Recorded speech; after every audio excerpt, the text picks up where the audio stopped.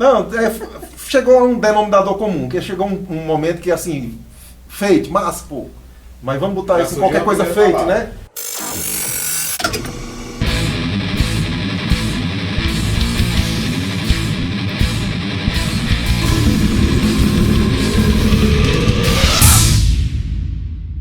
Fala galera do Joyce Rocks, estamos aqui com os nossos amigos Michel Macedo, Marquinhos, Glory Fate, a primeira banda de heavy metal do Cariri, do interior do Ceará. Com mais de 25 anos de estrada, a Glory Fate completa esse ano 26 já, Michel? 25. 25, né? 26, né? 26, né? 26. 26. A banda já tem 6 discos gravados, sendo 2 ao vivo, né? Me corrija se eu estiver errado. Vocês gravaram no Sesc do Crato e tem um lá em Fortaleza que foi gravado meio nas coxas, assim. Isso a gente nem sabe quem foi que gravou, não. Mas a gente existe, só eu sei conta, que existe, porque tem capa e tudo. Tem gente rico aí com as coisas da gente. E a gente só conta os de estúdio mesmo. então são 4, o resto é bootleg. Que seja, então o pessoal tá aqui para falar um pouco sobre o início da banda, o início da carreira da banda, como que tudo aconteceu, como que surgiu, de onde veio a ideia, a entrada de Marquinhos na banda também, um pouco dos discos já gravados e os discos não oficiais também, já que a gente já levantou a questão aqui. E acho que a gente pode começar com Givago, levantar algumas questões, porque nada mais justo do que ele, que fez parte da primeira formação da banda. Primeira formação já era vocalista. Demo tape, né? Participou da Demo tape. Participou da demo. Participou do CD. Então vamos lá, Givago. Já está feito então, Michel. Uma das perguntas mais importantes é realmente sobre o começo da banda. Qual foi o primeiro nome da banda, até antes do Stormbringer? Bom, tudo começou no final dos anos 80 ainda, quando surgiram algumas bandas de rock aqui. O Cariri sempre teve um movimento grande de música, né? Então teve um movimento no Crato, principalmente na época, tinham muitos festivais. E no final dos anos 80 surgiu a primeira banda de rock mesmo, que era o Pombos Urbanos, que depois virou Fator RH e outros nomes. E isso culminou também com a chegada de uma loja de disco no Juazeiro, que era de um dos membros da banda, a Etc., que foi uma grande escola, assim, que formou todo mundo na época, assim, trouxe esse estilo pra gente conhecer, que na época não saía na TV, não tinha internet, era muito difícil. E aí, quando eu vi de Purple, cara, eu pirei, né? Eu quis tocar guitarra. E aí deu vontade de formar uma banda. E em 1992, uma galera do Centro Acadêmico de Letras, da URCA, resolveu fazer um festival de música, em rock principalmente, para angariar fundos para ir para um congresso. Isso terminou sendo só um festival de rock mesmo. Foram 2 dias, foi fantástico. Acho que tocaram 9 bandas. E foi assim o estopim para um movimento mesmo. Hein? Nessa época a nossa banda chamava Calliope. Era meio samba do crioulo doido. Assim. Cada um escolheu uma música. E por conta disso a gente tocou Pink Floyd, The Doors, Camisa de Vênus, Viper, Sepultura. Era uma longa cola vencida mesmo. Agradava toda a galera do rock, né? Depois disso, né, que a gente viu que o movimento tinha futuro, que tinha público, que deu muita gente esses 2 dias. Aí a gente resolveu fazer uma banda mais focada, né? E como o estilo em comum era o heavy metal, a gente fez uma banda chamada Stormbringer, em referência ao quadrinho do Eric e ao disco de Purple também. E com isso a gente começou a banda, né? Foi o primeiro nome, Stormbringer. A gente mudou depois porque já tinha 2 bandas com esse nome, que a gente descobriu, e a gente resolveu mudar o nome para Glory Fate. Como foi o processo? Eu participei, lógico, mas assim, é bom explicar pra galera como foi o processo de criação do nome Glory Fate. Foi muito científico, né? Foi, cada um escreveu uns 200 nomes na folha de caderno, depois a gente saiu tomando cerveja e escolheu. Escolheram bêbado? Não, chegou a um denominador comum, que chegou um momento que assim, Fate, massa, pô. Mas vamos botar isso em qualquer coisa Fate, né? Aí tinha o Merciful Fate, tinha o Deadly Fate, que era uma banda que a gente gostava pra caramba, e tudo. Aí apareceu um monte de coisa, aí o Glory combinou com Fate. Mas a criação do nome foi sua mesmo? Ou eu não lembro quem foi que escreveu não, mas todo mundo escreveu o nome no caderno. Eu também não lembro quem foi não, eu lembro do processo científico. É até legal falar pra galera, você falou na Deadly Fate agora, né? A Deadly Fate é de Natal, Rio Grande do Norte. A galera que não conhece aí, procura, que é uma banda muito boa mesmo. Então, a partir daí, eu acho que surgiu, né, vários outros bandas através, né, do que vocês fizeram, entendeu? serviu de influência para muitas outras bandas, né? E você lembra de bandas que existiam na época, que fez parte assim, de todo aquele cenário, de toda a cena rock, heavy metal? Então, o movimento daqui era muito forte exatamente no quesito do heavy metal, né? Muitas bandas surgiram do heavy metal, a gente fez bons festivais e muita banda se acabou pelo caminho, muita banda fez só um show, mas eu lembro assim com boas lembranças, por exemplo, da Mesoclânia, que está nativa até agora, a Malebush, que foi assim, uma que virou lenda, né? A Cineres também, teve muita banda legal. O nosso ex-vocalista, o Wilson, também fez acho que umas 2 bandas. Givago também fez outras bandas. Era muito bom, era legal, muito legal na época. Aí surgiu então várias bandas, surgiu vários eventos. Também teve o Crush Top 2, né? Teve, já que foi. ano? 94, 95? Eu não lembro. Acredito que foi em 94 que eu já estava aqui, eu já tinha voltado tinha passado uma temporada do Belém e voltei, se eu não me engano, foi em 94. Foi a mesma Cláudia Regiano que fez aqui no ginásio municipal, né? Lá tocou na Catunda, tocou várias outras bandas, né? Foi um dia só isso também. Outros eventos, né? Foi no municipal, apesar do nome nunca, foi no ginásio municipal de vocês. Fez Top 2. Eles aproveitaram o punch aí do nome. Primeiro tinha feito É porque também não tinha mais condição de fazer na URCA. Não cederam para fazer mais shows de rock aí. Vocês tocaram também no evento Big Bang? Foi. Né, na Rua do Cruzeiro. Foi um Badum Louco que apareceu no Juazeiro. Também só aconteceu isso. Foi. E o cara criou um super, mega, ultra over festival que foi acho que uns 3 dias. Tinha jurado e tudo, assim, a banda que ganhasse ia ganhar um clipe na MTV e tal. Foi um concurso. Foi um concurso mesmo, assim, foi muito legal, teve muita gente também. E aí teve os 3 dias de festival e depois o cara foi embora. Tem até umas pessoas que fizeram martírio no dia, né? Com correntes. Aqui tem muito doido. Tinha? Tem uns doidos do chinelo na época já. Michel, a gente falou sobre o começo da banda, né? A gente falou sobre até a transição do nome da banda e tudo. Me diga uma coisa, já sob o nome de Glory Fate vocês gravaram o Tears of Freedom, né? Foi, já o primeiro disco, Glory Fate. isso. E como é que foi o processo de criação desse disco? Como é que se deu? De onde surgiu a ideia? Como foi produzir? Como foi gravar? Então a gente já tinha gravado 2 demo tapes, né? Naquela época, fita cassete, né? Com o nome de Stormbringer. E aí surgiu a necessidade já de gravar um disco, né? Então aqui no Juazeiro na época chegou um estúdio, né? Para gravação. Era uma coisa assim. Hoje está muito fácil, todo mundo grava dentro de casa, né? Mas na época assim foi um grande marco. E a gente já começou a compor mesmo, assim, já tinha 10 faixas e resolveu gravar o disco, né? A gente tinha alguma experiência da demo tape ainda, mas mesmo assim foi meio caótico, assim, porque a gente não sacava muito e também a gente não tinha muita grana e a gente só conseguia orar de madrugada, foi sofrido, muito Poucos sofrido. estúdios, né? Era o único na época. Agora lembrando aqui, a Live Storm não faz parte da discografia. Cara, Você lembra da Live Storm?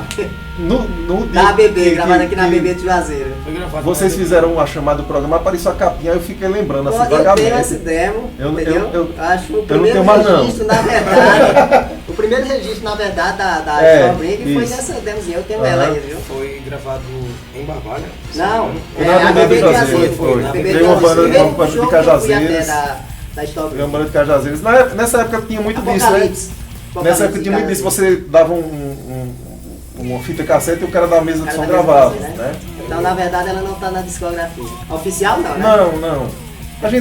Eu não gosto de disco ao vivo, não. Eu tenho esse problema. Eu sempre prefiro o de estúdio. Aí, assim, é legal você gravar, a gente sempre costuma filmar os shows, mas é mais assim na questão de perceber os erros, assim, de ver performance de palco, essa coisa toda assim, depois.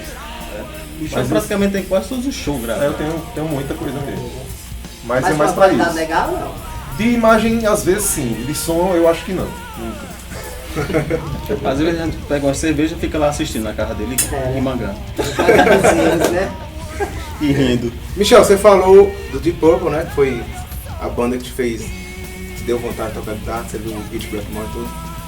E daí nessa transição pro nome de Glory Fate a gente sabe que vocês incorporaram muitas influências, mais influências da banda, né?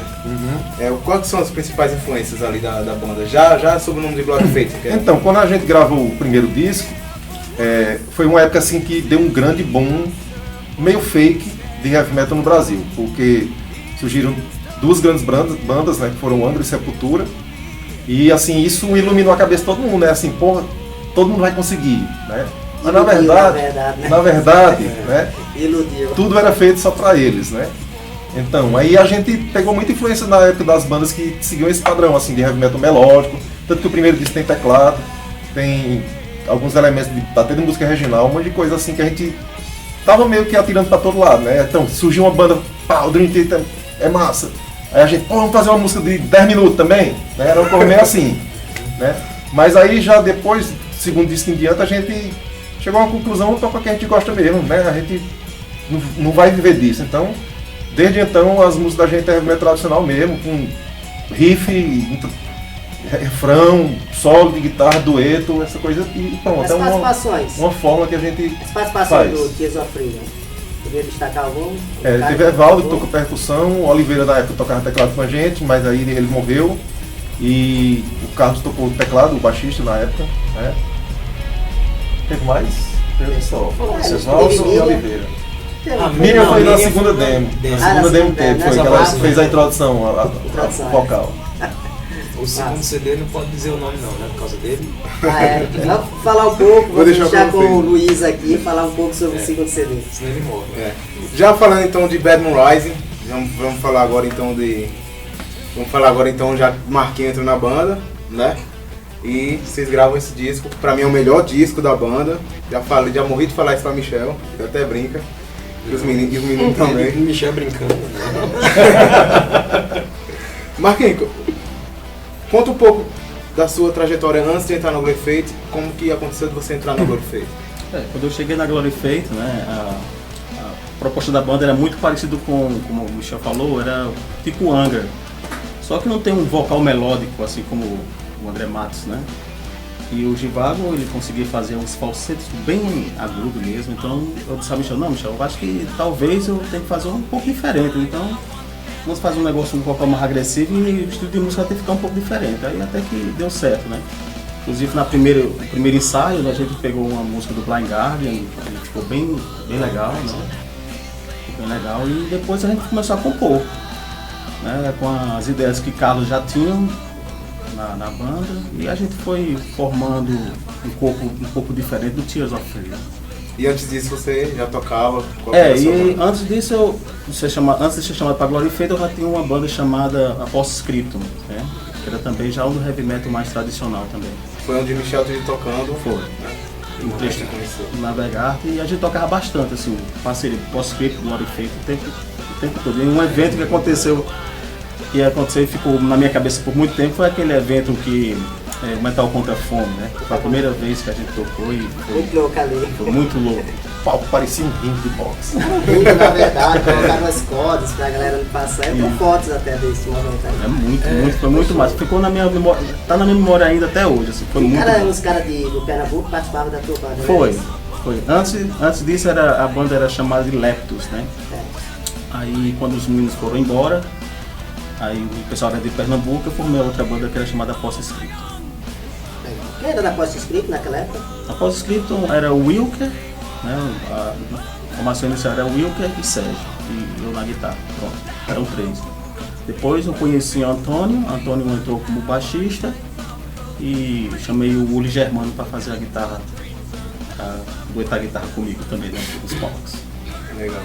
E Marquinhos, ainda falando desse disco, né? Eu não posso perder a oportunidade, né? Música por música. Música por música. A gente falou dessa coisa de ter mudado de vocalista, né? Um vocal mais melódico, uma coisa mais... falsete um pouco mais agudo, né? Notas mais altas e tal. E você vem com uma pegada mais agressiva, né? Um pouco até de drive na voz e tudo. O que é que você acha que você trouxe pra banda como instrumentista, claro, mas também como vocalista, assim? O que é que você acha que deu, de repente, essa moldada nova no som da Glory Fate? Quando eu comecei a estudar música, assim, por brincadeira mesmo, né? Eu nunca tive uma aula de violão, aula de guitarra, foi estudando sozinho. E eu queria aprender tudo, como as notas se formavam, tudo. E eu queria adaptar isso para uma banda também. E eu vi que a Glory Fate tem essa potencialidade de trabalhar muita coisa. né? Por exemplo, você gosta muito do Bad Horizon e você pode ver que tem coisas melódicas tipo Carry On, né? E coisas mais tipo mais indie ou aquela coisa mais folk, que é tipo Dead Rose, né? Produção, vocais. Então isso acrescentou demais a ideia da Glory Fate, né? E a Glory Fate tem um espelho que era muito mais, como o Michel falou, era mais assim, de metal melódico, inspirado no Angra, no Dream Theater e essas coisas, né? Uma coisa muito interessante do disco, tem uma coisa bem legal que ele trouxe também, foi cerveja pro ensaio. Vai porque era proibido, Até né? então, Não, proibido não. Ele bebia, eu não. Mas uma coisa muito interessante também do disco, qual é o nome do disco? Bad Horizon. Foi a questão do que você trouxe para as vozes, cara. De repente tinha voz em terça, em quinta, em nona, em 11ª. Você tava, pareceu aquele salto assim do Queen para a Night at the Opera. Muitas vozes gravadas e deu um poder enorme assim para o disco. Tanto que assim, o instrumental é muito bom, mas realmente o nível da voz ele subiu perfeito, casou demais com a banda. Obrigado. Foi muito Eu bacana. quero fazer uma pergunta, qual é a música favorita, Luiz Paulo? A minha música favorita, cara, é Running Like to Survive. Eu gosto muito de Fire Kingdom também gosto muito de Fire Eu Kingdom. sou Evil Woman, Fire Kingdom e When Light to Survive.